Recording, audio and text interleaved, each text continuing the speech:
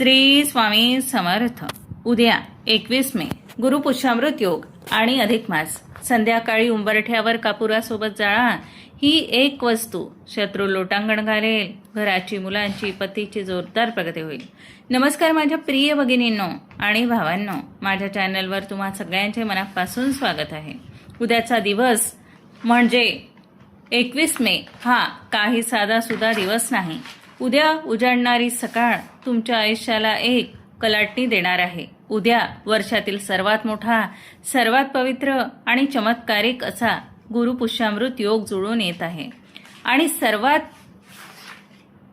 महत्त्वाची, मोठी आश्चर्याची आणि भाग्याची गोष्ट म्हणजे या गुरुपुष्यामृत योगासोबत अधिक मास, धोंड्याचा महिना सुद्धा सुरू आहे.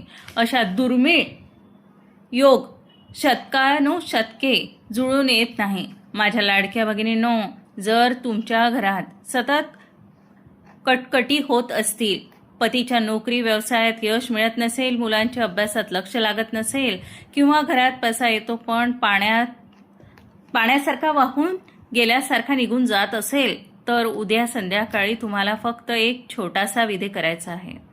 उद्या संध्याकाळी घराच्या उंबरठ्यावर कापुरासोबत ती एक गुप्त वस्तू जाळायची आहे. हो, फक्त ती एक वस्तू. ती वस्तू उंबरठ्यावर जाळताच तुमच्या घरातील सर्व नकारात्मक ऊर्जा, अलक्ष्मी आणि गरिबी कायमची घर सोडून पळून जाईल. अगदी तुमचे कट्टर शत्रूही तुमच्या समोर लोटांगण घालतील आणि तुमच्या पतीची, मुलांची इतकी जोरदार प्रगती होईल की लोक पाहतच राहतील. ती एक चमत्कारिक वस्तू कोणती आहे, ती कशी जाळायची आणि तिची ताकद काय आहे, हे मी तुम्हाला आजच्या व्हिडिओत अगदी सविस्तर सांगणार आहे. हा उपाय मी स्वतः अनुभवलेला आहे आणि याचे रिझल्ट 100% मिळतातच. आता एक गोष्ट लक्ष देऊन ऐका. पुढे जाण्यापूर्वी जर तुम्ही चॅनलवर नवीन असाल तर आत्ताच आपल्या चॅनलला सबस्क्राईब करा. लाईक केलं नसेल तर लाईक करा, शेअर करा आणि सबस्क्राईब करायला विसरू नका. आणि हो, या पवित्र योगाचा लाभ मिळवण्यासाठी कमेंट बॉक्समध्ये आत्ताच श्री स्वामी समर्थ, ओम नमः शिवाय आणि ओम नमो भगवते वासुदेवाय लिहायला अजिबात विसरू नका. तुमची एक कमेंट तुमच्या नशिबाचे कुलूप उघडू शकते. माझ्या माता भगिनींनो, शास्त्रामध्ये गुरुपुष्यामृत योगाला सर्वसिद्धी योग म्हटले गेलेले आहे. या दिवशी आपण जे काही सात्विक उपाय करतो त्याचे फळ आपल्याला 1000 पटीने मिळते. त्यातही अधिक मास हा भगवान विष्णूचा महिना मानला जातो. गुरुग्रह हा संपत्ती, ज्ञान, विवाह आणि भाग्याचा कारक आहे. जर पुष्य नक्षत्र हे नक्षत्रांचा राजा आहे, विचार करा, जरा जेव्हा नक्षत्राचा राजा, पुष्य देवांचे गुरु बृहस्पती आणि भगवान विष्णूंचा अधिक मास एकत्र येतो, तेव्हा ब्रह्मांडातून किती प्रचंड सकारात्मक ऊर्जा पृथ्वीवर येत असते. पण बऱ्याचदा काय होतं माहित आहे, आपल्या घरात खूप कष्ट करूनही पैसा टिकत नाही का? कारण घरात असलेली नकारात्मक नजर किंवा शत्रुबाधा अनेकदा आपल्यालाच, नातेवाईकांमध्ये किंवा शेजाऱ्यांमध्ये असे काही लोक असतात ज्यांना आपली प्रगती सहन होत नाही. त्यांची वाईट नजर आपल्या घरावर, पतीच्या कामावर आणि मुलांवर पडते. तुम्हाला वाटेल, ताई आम्ही तर कोणाचंच वाईट करत नाही, मग आमच्यासोबत असं का होतंय? निसर्गाचा एक नियम आहे, जेव्हा झाडाला गोड फळं लागतात तेव्हाच लोक त्याच्यावर दगड मारतात. तुमचं कुटुंब सुखी आहे हे बघून लोकांचे डोळे जळतात. हीच जळजळ, हीच वाईट नजर आपल्या प्रगतीला खीळ घालते. उद्या संध्याकाळी उंबरठ्यावर जो उपाय आपण करणार आहोत तो याच वाईट शक्तीचा समूळ उच्चाटन करणार आहे. जो उपाय केल्यावर शत्रूची वाईट नजर तर दूर होईलच, पण तो शत्रू स्वतःहून तुमच्याशी मैत्री करायला पुढे येईल. आता तुमच्या मनात उत्सुकता असेल की ताई, कापुरासोबत उंबरठ्यावर नेमकी कोणती वस्तू जाळायची आहे? चला तर मग त्या महाचमत्कारिक वस्तूवरून मी पडदा उठवते. ती वस्तू दुसरी तिसरी कोणतीही नसून आपल्या स्वयंपाकघरात सहज मिळणारी पण तंत्रशास्त्रात अत्यंत उच्च स्थान असलेली काळी मिरी, ब्लॅक पेपर म्हणतात त्याला, आणि सोबतच भीमसेनी कापूर व 2 लवंगा आहे. होय, तुम्ही बरोबर ऐकलाय, काळी मिरी. पण थांबा, ही काळी मिरी नुसती जाळायची नाही. तिची एक विशिष्ट संख्या आहे, एक विशिष्ट वेळ आहे, आणि ती जाळताना तोंड कोणत्या दिशेला असावे त्याचे काही कडक नियम आहे. जर तुम्ही चुकीच्या पद्धतीने हे केलं तर त्याचा फायदा होणार नाही. त्यामुळे व्हिडिओ अजिबात स्किप न करता शेवटपर्यंत नीट समजून घ्या. काळी मिरी ही नकारात्मक ऊर्जा शोषून घेणारी सर्वात शक्तिशाली वस्तू मानली जाते. जेव्हा आपण ती कापुरासोबत उंबरठ्यावर विशिष्ट मंत्राचा उच्चार करून जाळतो तेव्हा घरात निर्माण होणारा धूर घराच्या वास्तू दोष आणि नजर दोषीला एक झटक्यात नष्ट करतो. चला तर माझ्या माता भगिनींनो, आता तुमची वही आणि पेन घ्या किंवा हा भाग अत्यंत काळजीपूर्वक ऐका. उद्या 21 मे रोजी संध्याकाळी आपल्याला जे 3 चमत्कारिक उपाय करायचे आहे ते मी तुम्हाला कृतीसह आणि त्यामागच्या शास्त्रासह अगदी सोप्या भाषेत सांगते. उपाय पहिला, उंबरठ्यावरील मुख्य महाउपाय, शत्रुनाशासाठी, नजरदोषीसाठी आणि प्रगतीसाठी. हा उपाय उद्याच्या संपूर्ण दिवसभरात मुख्य कणा आहे. घराचा मुख्य उंबरठा हा केवळ येणारा जाणारा रस्ता नसून तो लक्ष्मीचे आगमन आणि नकारात्मकतेला रोखणारे मुख्य उंबरठा असतो. अचूक वेळ उद्या संध्याकाळी सूर्यास्तानंतर म्हणजेच प्रदोष काळात साधारण 6:30 ते 7:30च्या दरम्यान, जेव्हा दिवस आणि रात्र एकत्र येतात त्या संधी काळावर हा उपाय करायचा आहे.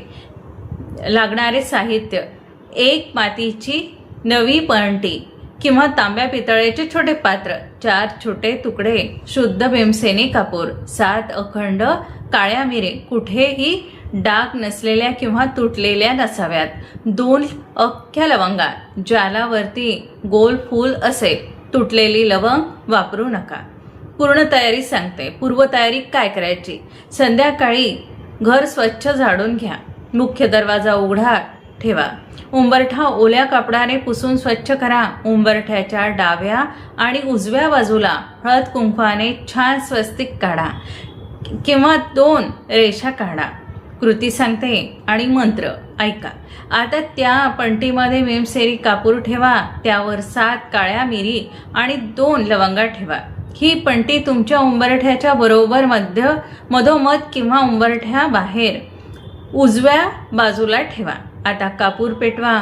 जाळताना काय म्हणावे सांगते. कापूर पेटत असताना डोळे बंद करून हात जोडून तुमच्या कुलदेवीचे आणि कुलदेवतेचे स्मरण करा. त्यानंतर मनातल्या मनात म्हणा, हे कुलदेवी, हे वास्तुदेवा, उद्याच्या या पवित्र गुरुपुष्यामृत आणि अधिक मासाच्या शुभ योगावर माझ्या घरातील सर्व नकारात्मकता, अलक्ष्मी, आजारपण आणि शत्रूंची वाईट नजर या अग्नीत जळून भस्म होऊ दे.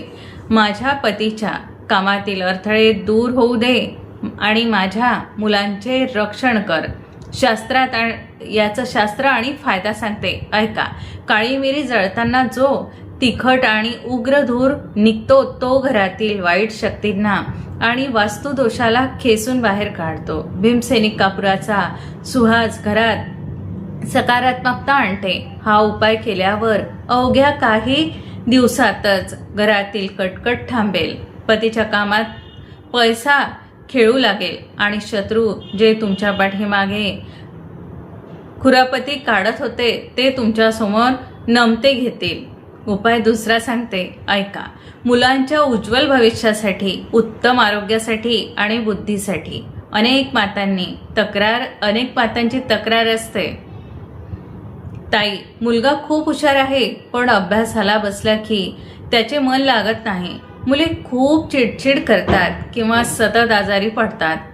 गुरुग्रह हा बुद्धी आणि ज्ञानाचा कारक आहे, त्यामुळे उद्याचा उपाय मुलांचे नशीब बदलू शकतो. कृती सांगते, ऐका. उद्या रात्री झोपण्यापूर्वी किंवा संध्याकाळी मुलांना 1 कप कोमट दूध द्या. त्या कोमट दुधात केसराच्या 2 पाकळ्या आणि अर्धा चमचा शुद्ध मध मिक्स करा. केसर आणि मध हे दोन्ही गुरुग्रहाला बलवान करतात. हे दूध पितांना मुलांचे तोंड पूर्वेकडे असावे. याने मुलांची एकाग्रता आणि स्मरणशक्ती प्रचंड वाढते.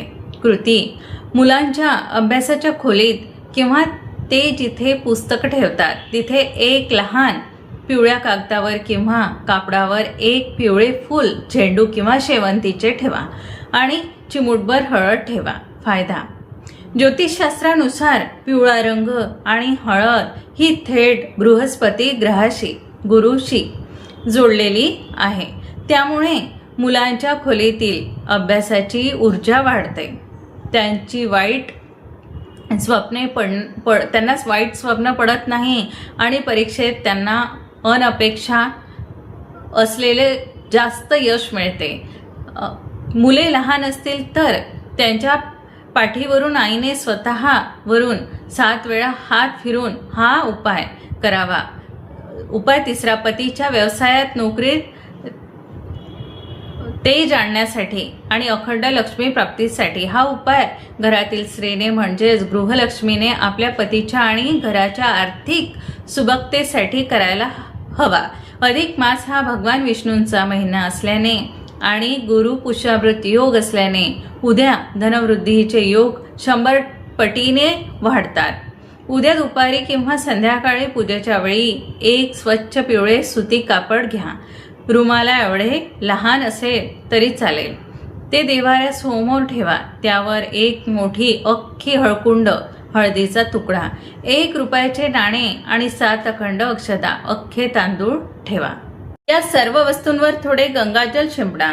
हळद कुंकू वाहा. देवाजवळ तुपाचा दिवा लावून ओम नमो भगवते वासुदेवाय किंवा श्री स्वामी समर्थ या मंत्राचा 108 वेळा जप करा. नसेल तर किमान 11 वेळा जप करा.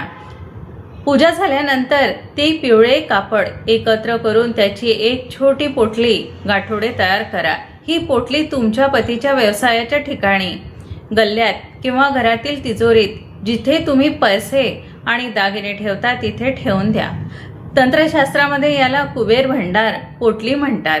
गुरुपुष्यामृत नक्षत्रावर सिद्ध झालेली ही पोटली घरात असेल तर तिथे कधीही पैशाची कमतरता भासत नाही. पतीच्या नोकरीत प्रमोशनचे योग येतात. व्यवसायात अडकलेले पैसे अनपेक्षितपणे परत मिळतात आणि घरात येणारा पैसा विनाकारण आजारपणावर किंवा कोर्ट कचेरीवर खर्च होत नाही. माझ्या प्रिय माता भगिनींनो, आपण उपाय तर समजून घेतले, पण एक गोष्ट नेहमी लक्षात ठेवा. कुठलीही पूजा किंवा उपाय तेव्हाच फळ देतात जेव्हा तो योग्य नियमांचे पालन करून केले जातात. आपल्या शास्त्रात यालाच नियमांची साखरा किंवा सूक्ष्म नियम म्हणतात. जर तुम्ही उपायात चूक केली तर त्याचे फळ मिळत नाही. म्हणूनच हे 5 नियम अगदी कान देऊन आणि मनात पक्के करून ठेवा. मनाची शुद्धता आणि सकारात्मक संकल्प. पहिला नियम हा सर्वात पहिला आणि महत्त्वाचा नियम आहे. जेव्हा तुम्ही संध्याकाळी उंबरठ्यावर तो कापूर आणि काळी मिरी जाळत असाल तेव्हा तुमच्या मनात कोणाबद्दलही राग, आकस, हेवा दावा किंवा द्वेष नसावा. त्या शेजाऱ्यांचं वाटोळं व्हावं किंवा माझ्या शत्रूचा सर्वनाश व्हावा अशा नकारात्मक भावनेने हा उपाय करू नका. निसर्गाचा नियम आहे, तुम्ही जेव्हा ब्रह्मांडात सोडाल तेच तुमच्याकडे परत येईल. त्यामुळे अत्यंत शांत आणि शुद्ध मनाने केवळ माझ्या घराचं कल्याण व्हावं, माझ्या पतीची आणि मुलांची जोरदार प्रगती व्हावी याच पवित्र आणि सकारात्मक संकल्पाने हा उपाय करा. तुमच्या मनातील सात्विकताच या उपायाला 100 पटीने शक्तिशाली बनवेल. उपाय दुसरा सांगते, ऐका. घरातील वातावरण आणि संपूर्ण शांतता. जेव्हा तुम्ही उंबरठ्यावरील हा महा उपाय करायला घ्याल तेव्हा घरातील वातावरण अत्यंत भक्तिमय आणि शांत असावे. उपाय करण्यापूर्वी घरातील टीव्ही, मोबाईलचा आवाज पूर्णपणे बंद करा. घरात कोणतीही आरडाओरडा किंवा भांडण नसावीत. कापूर जाळत असताना घरात एक अलौकिक शांतता असावी, कारण शांत आणि प्रसन्न वातावरणातच देवी लक्ष्मी आणि वास्तुदेवता आकर्षित होतात. शक्य असल्यास उपाय करण्यापूर्वी घरात देवापाशी तुपाचा दिवा लावा आणि उदबत्ती, अगरबत्ती, सुहास दरवळू द्या. अचूक दिशा आणि उभे राहण्याची पद्धत. तिसरा उपाय. बऱ्याच भगिनी विचारतात, ताई उंबरठ्यावर उपाय करताना आमचे तोंड कोणत्या दिशेला असावे? तर नीट समजून घ्या. जेव्हा तुम्ही घरात उंबरठ्यापाशी तंटी ठेवून कापूर पेटवाल तेव्हा तुमची पाठ घराच्या आत आणि तोंड घराच्या बाहेरच्या बाजूला असावे. म्हणजेच तुम्ही उंबरठ्यावरून बाहेर पाहत असला पाहिजेत. यातही तुमची दिशा ही पूर्व किंवा उत्तर असावी. जर तुमच्या मुख्य दरवाजाची दिशा वेगळी असेल तर पणती पेटवताना तुमचे तोंड ईशान्य दिशेकडे केलेले असावे. शास्त्रानुसार पूर्व आणि उत्तर या देवांच्या आणि कुबेराच्या दिशा मानल्या जातात. तिथूनच घरामध्ये ऊर्जेचा प्रवाह येतो. चौथा नियम, मासिक धर्म आणि सुतक नियम. हा प्रश्न माझ्या बऱ्याच भगिनींच्या मनात नक्कीच आला असेल तर नीट ऐका. जर उद्या 21 मे रोजी तुमच्या घरामध्ये कोणत्याही स्त्रीला मासिक धर्म असेल तर त्यांनी हा विधी स्वतःच्या हाताने करू नये. तसेच जर घरात सुतूक असेल, कोणाचा मृत्यू झाला असेल तर हा उपाय पूर्णपणे टाळावा. पण समजा घरातील मुख्य स्त्रीला मासिक धर्म असेल तर उपाय बंद ठेवण्याची गरज नाही. तुमच्याऐवजी तुमचा पती, तुमची मुले किंवा घरातील दुसरी कोणतीही व्यक्ती हा उंबरठ्यावरील विधी करू शकतात. गुरुपुषामृताचा हा दुर्मिळ योग वाया घालू नका. फक्त